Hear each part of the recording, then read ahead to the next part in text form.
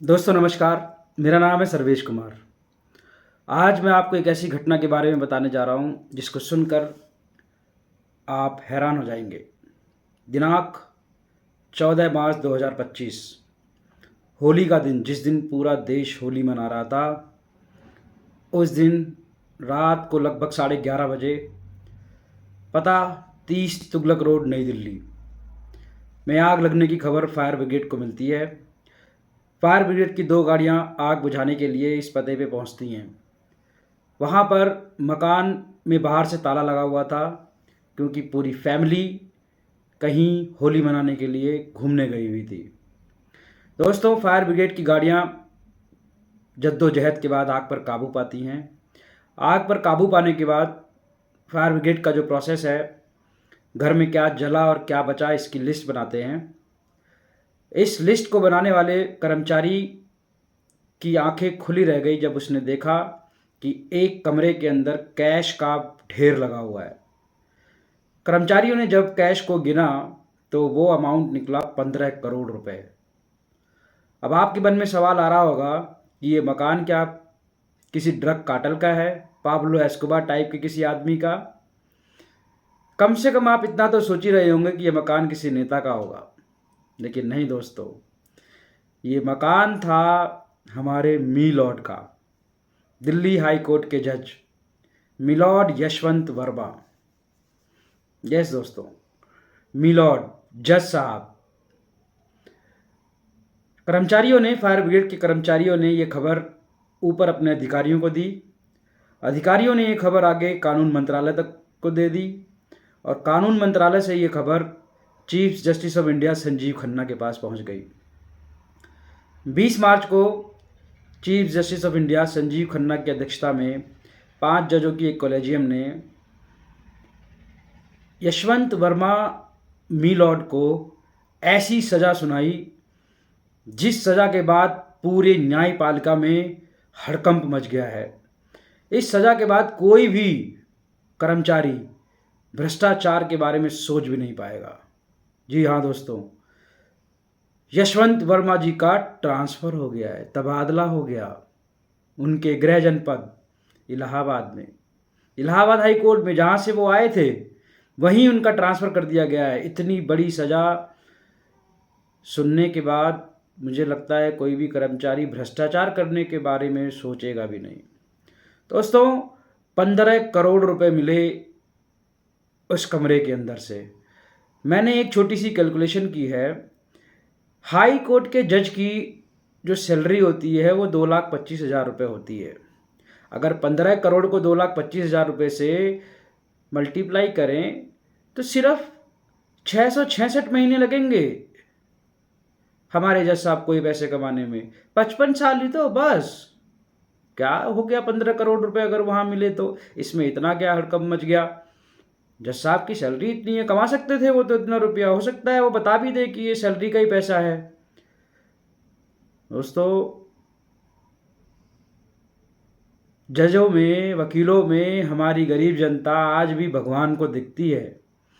हमारी गरीब जनता, गांव की जनता या कहीं की भी जनता, जो शहरों में भी रहने वाले लोग हैं, आज भी उनका विश्वास न्यायपालिका में बना हुआ है। लेकिन क्या इस तरह की घटनाओं के बाद वो विश्वास न्यायपालिका में बना रहेगा? क्या हमारा मन ये नहीं सोचेगा कि क्यों अमीरों के बच्चों की, अमीरों की जमानत इतनी जल्दी हो जाती है, पर गरीब लोग बेचारे, जिन्होंने कभी 10,000 की रिश्वत ली होगी ना, वो बेचारे आज भी जेल में बंद पड़े हैं। या जिन्होंने छोटा सा भ्रष्टाचार किया होगा वो अभी तक जेल में बंद पड़े हैं। लेकिन सज़ा के तौर पे यशवंत वर्मा जी को क्या मिला? सिर्फ तबादला। कहीं ना कहीं तो मन ये सोचने पे मजबूर है कि पैसे का ही रोल है हर जगह। जब जज साहब के पास पैसा इतना मिल रहा है, भगवान जाने किस चीज़ का पैसा है,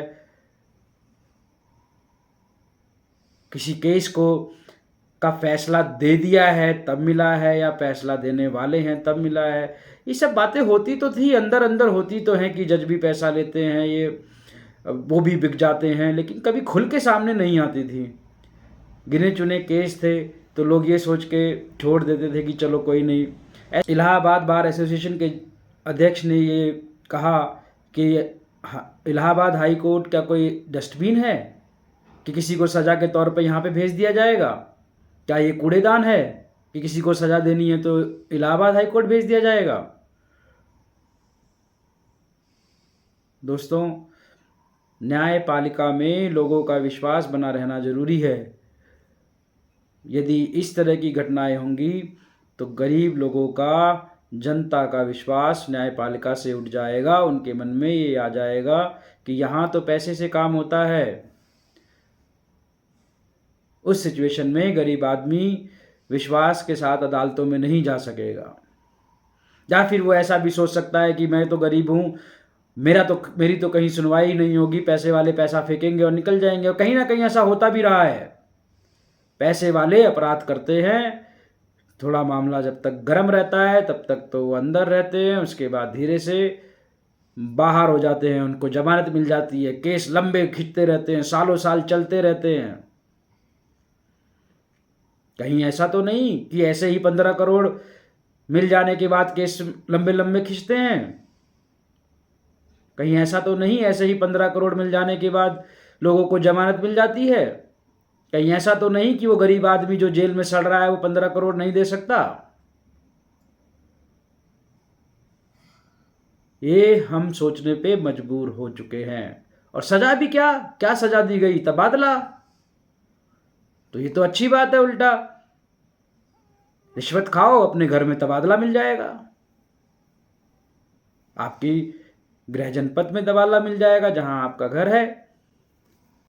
आइए थोड़ा यशवंत वर्मा जी के बारे में चर्चा कर लेते हैं। यशवंत वर्मा जी का जन्म 6 जनवरी 1969 को इलाहाबाद में हुआ था।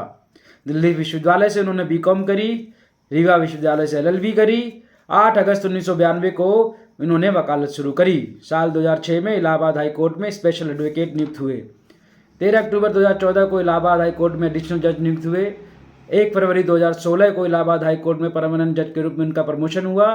11 अक्टूबर 2021 को दिल्ली हाई कोर्ट में इनका ट्रांसफ़र हुआ।